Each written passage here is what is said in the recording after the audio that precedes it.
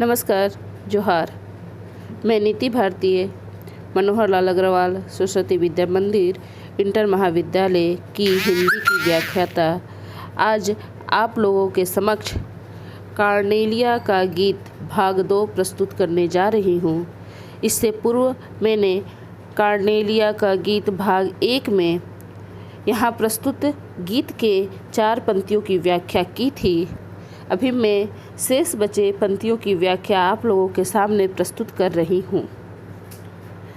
लघु सुरधनु से पंख पसारे, शीतल मलय समीर सहारे, उड़ते खग जिस ओर मुँह किए, समझ नीड़ निज प्यारा।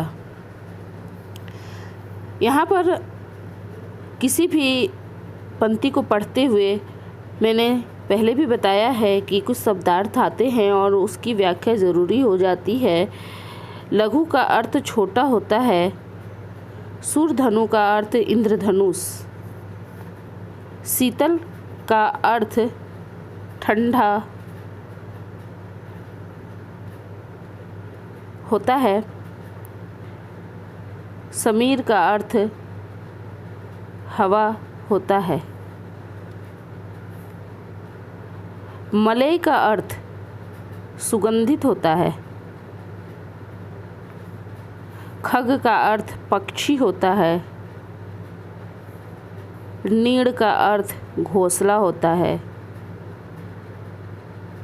निज का अर्थ अपना होता है।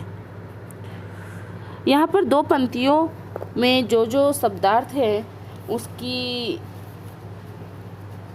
जो व्याख्या है वो मैंने आप लोगों के सामने प्रस्तुत की। अब यहाँ पर हम 2 पंक्तियों का अर्थ देखेंगे।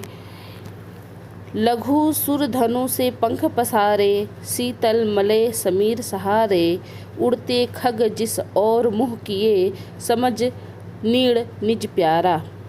प्रातःकाल मलय पर्वत की शीतल पवन का सहारा लेकर इंद्रधनुष के समान सुंदर पंखों को फैलाकर पक्षी भी जिस ओर मुँह करके उड़ते हैं वहीं उनके घोंसले हैं, अर्थात भारत को ही वे अपना घर मानते हैं।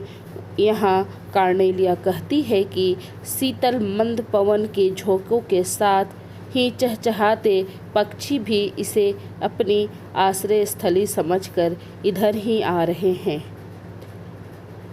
अर्थात कहने का तात्पर्य यह है कि जो भी पक्षी हैं वह शीतल मंद पवन के झोंकों के साथ भारत में आ जाते हैं और यहीं का होकर रह जाते हैं।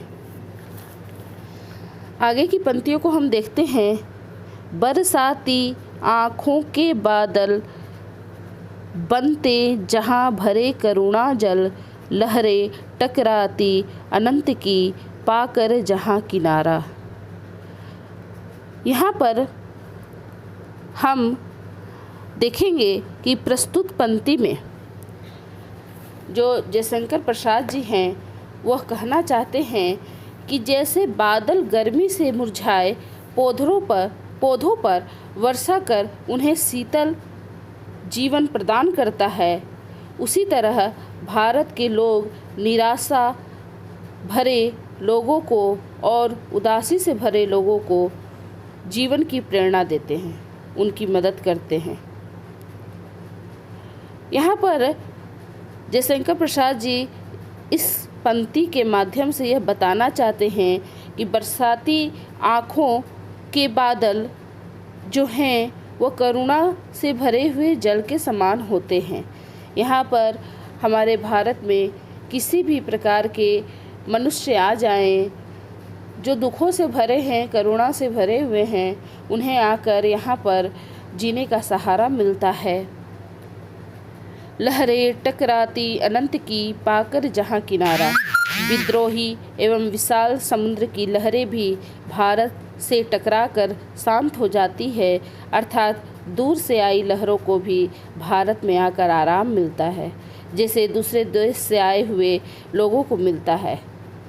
कहने का तात्पर्य यहाँ यह है कि भारत जो देश है वह दया, सहानुभूति, करुणा ममता एवं प्रेम भाव वाला देश है।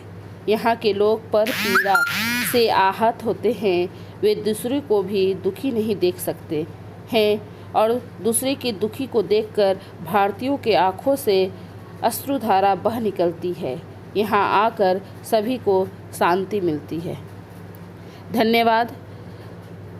अब मैं शेष 2 पंक्तियों को फिर से आप लोगों के समक्ष लेकर प्रस्तुत होंगी। धन्यवाद।